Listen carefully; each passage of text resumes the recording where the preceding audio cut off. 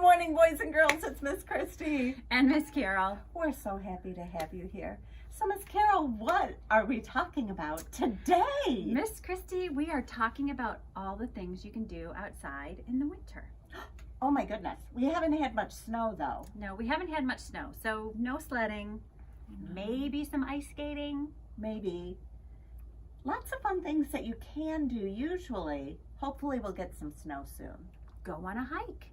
Take a look around you. See what's going on. Good idea. Let us know what you find. Bye. See you next time. Our first story this week is Lambslide. On the farm, there was a flock of lambs who believed the sun came up in the morning because they were ready to get up and play, and set at night because they were sleepy and ready for bed. They thought the grass grew to please them, and the rain fell to annoy them. And the only reason butterflies fluttered by was so lambs could chase them. Everything was about the lambs, as far as the lambs were concerned. One day, Nicolette Farmer announced to her farmer family, "I'm going to run for class president today." Mrs. Farmer said, "You'll win by a landslide." This meant her mother thought she'd win by a lot. But the lambs thought, she said, "You'll win by a lamb slide." This was exciting news. "Where is the lamb slide?" the lambs asked their mother. "There is no lamb slide," their mother said. "Now will you please let me finish eating the lawn?" The lambs were disappointed. They wanted a lamb slide. "Every place we have to play is too flat," the first lamb said. "No one can have fun in a flat meadow." "The pigs get to play in the mud," the second lamb said. "We never get to play in the mud." "That's because we aren't supposed to get our wool dirty," said the third lamb. The third lamb always did exactly as he was told. "The horses get to go on fun rides with the farmers. We never get to go anywhere." The grumpy group of lambs went back to their mother. She knew the answer to pretty much everything. "How do we get a lamb slide?" they asked. First, she said, "You should see what the other animals think."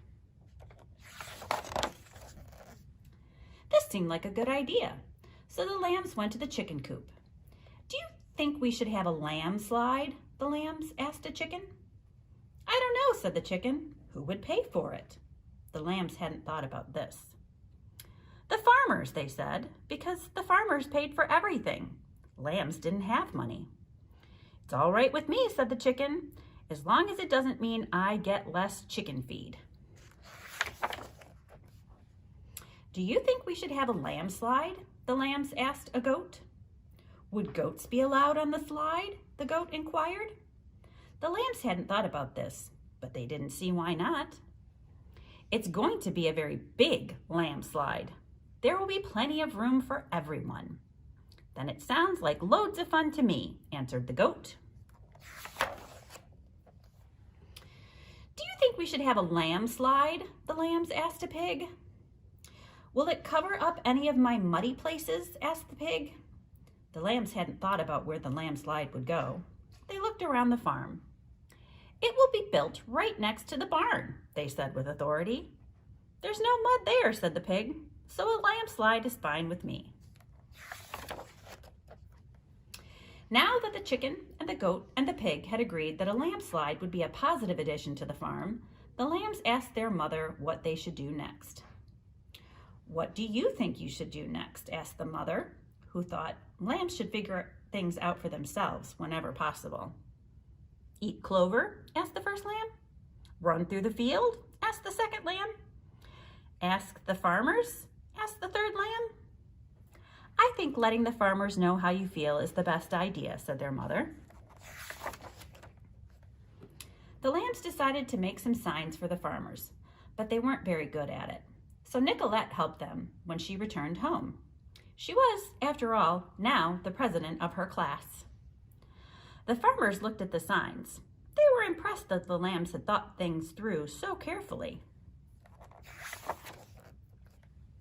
the farmers decided that the whole farm should vote on whether or not there should be a landslide. When all the votes were counted, the landslide had won by a landslide.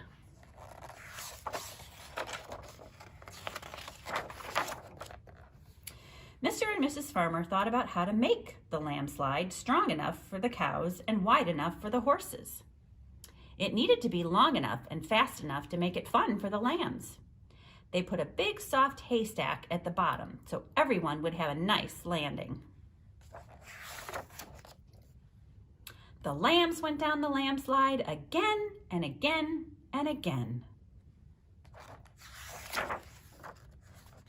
When they were too tired to climb the hill, even one more time, they all cuddled up with their mother. "I think lambs should have a swimming pool with a diving board," one of the lambs said, yawning as she fell asleep. "Shh," her mother said. "Be happy." The end.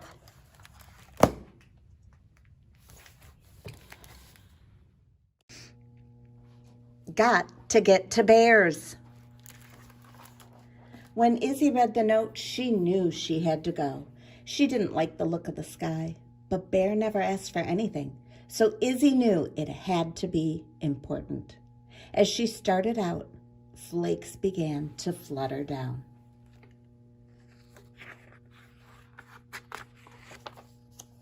The snow piled deeper and deeper and deeper, and soon she couldn't go any further. "Hey," Scritch said, "where are you headed?" "I'm trying to get to Bear's place," Izzy said. "She asked me to come as soon as I could, but I don't think I can make it." Scritch nodded. "It looks a little deep, but you know how it is. If Bear asks, you gotta go. Jump on my back. We'll be there in a jiff. The treetop road is the way to go." So the two went on together until they couldn't anymore. Bingle landed nearby laughing. "Slippery, isn't it? Where are you going?" "We're trying to get to Bear's," Scritch said. "She asked Izzy to come." Bingle nodded. "You don't say no to Bear. But Skyway is better than battling branches. All aboard. I'll get you there." As they went, the sky darkened, and the wind grew wild, and snow stung their faces like tiny bees. "Can't see!" Bingle screeched. "Can't see!" They came to a sudden stop. "Maybe walking is better," Bingle suggested. "Maybe so," Scritch said. "Good idea," Izzy agreed. But it was slow going. Snaffy caught up with them. "Hey, everybody," she called. "I've been following your trail. Having trouble?" "I've got to get to Bear's," Izzy explained. Bingle added, "But trees are bad, Skyway is bad, and snow's too deep to waddle." Snaffy smiled. "Bear isn't far from here, from where I'm going. Let me give you a ride." As Snaffy tried to jump over the snow, they sang to keep their spirits up. "No matter how deep or tough the climb, a friend is worth it every time." "Jumping's too hard," Snaffy panted. "I'm just going to plow my way under the snow." "Bingle, you steer." It worked for a while. But as the snow deepened, Scritch had to call out directions. And then it was just Izzy above the surface pointing the way. At last, the glow of Bear's place shone through the dark. "We made it," Izzy cried. "I hope we're not too late." "My feathers are frozen," Bingle said. Izzy knocked on Bear's door with her tiny knuckles. Bear opened the door with the saddest look spread across her face. "Oh, it's you, Izzy. What are you doing here?" "You sent me that note," Izzy said, puzzled. "You asked for me." "Yes, but I didn't think you'd make it with the snow. Look how deep it is." "Am I too late to help?" Izzy asked. The storm ruined everything," Bear shook her head. "But you'd better come in and warm up. It's too bad. I wanted Screech, Bingle, and Snaffy here too." "But they are here," Izzy exclaimed.